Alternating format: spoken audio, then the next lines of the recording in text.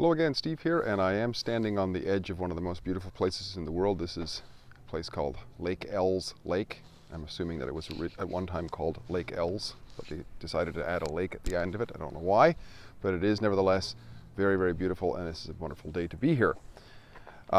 This, by the way, is just south of the Alaskan Panhandle, and it is. There are grizzlies in the area, so I will keep my eyes open, but apparently they're behaving themselves today, which is good to know.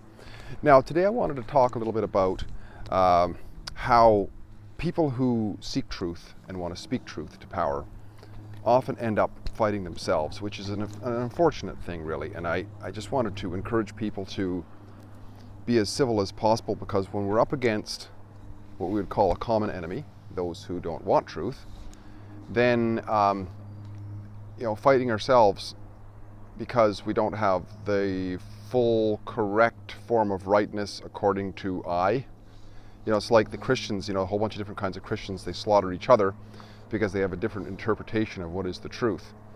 So I don't see how that's helpful. Now, I'm reading this book recently, and I recommend it highly. It's by a guy named Les Giblin, and it is called, what's it called? How to Have Power and Confidence in Dealing with People. Excellent book, and it's an audio book actually, and the guy who reads it has got a fantastic voice.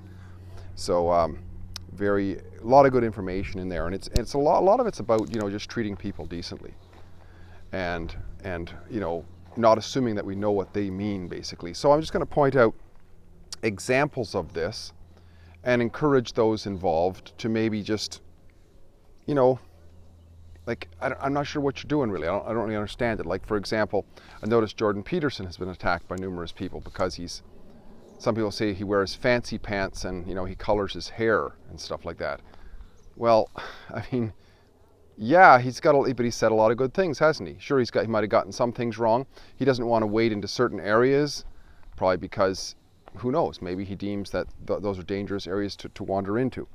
Okay, I noticed Trump gets attacked by all kinds of people who they're just a little pissed off that he's not able to get stuff done, like build a wall, when he's completely obstructed all the time.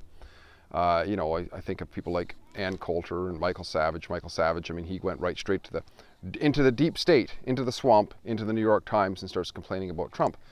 Well, once again, Michael Savage has done a lot of great things. He wrote The Political Zoo years ago, and he was ahead of the curve on the swamp for sure. Though why, I don't know what he's got to gain by talking to the New York Times. So that's another example of it. I mean, Owen Benjamin, he talks about Styx Hexenhammer as being a Satanist, I think, or a devil worshiper or something like that. I've watched a lot of Styx stuff. I disagree with his stance on abortion and other things, but I'd never heard him say or pretend or anything like that he's a devil worshiper. I don't know. I mean, maybe he was at one time. He says he's a pagan. I don't think a pagan is a devil worshiper. But I mean, I think we got to be careful of the things that we say. Just anyways, who else now? I notice there's a lot of people who get a lot of people don't like Ben Shapiro because Ben Shapiro is a Jew and he supports Israel. Well, if he's a Jew, I guess he maybe should support Israel, but does he say a lot of other good things? I mean, that's the thing, right? It's very similar to how the Christians used to attack each other because they didn't have quite the right form of Christianity. Even though they all, saw Jesus as their savior or whatever, they saw, some saw more saints as more valid and a virgin as more valid and blah blah blah. But let's look at the big picture. We might have a bigger enemy than ourselves. That's the point to make. And I think Les Giblin gets to the point about that, about pointing out what's positive in people and trying to build them up rather than tear them down. And I have been guilty of tearing people down many, many times, and my biggest work in progress is myself, that's for sure. So Steve here, great chatting, and once again on the shores of Lake Els Lake, between Kitimat and Terrace on the west coast of North America.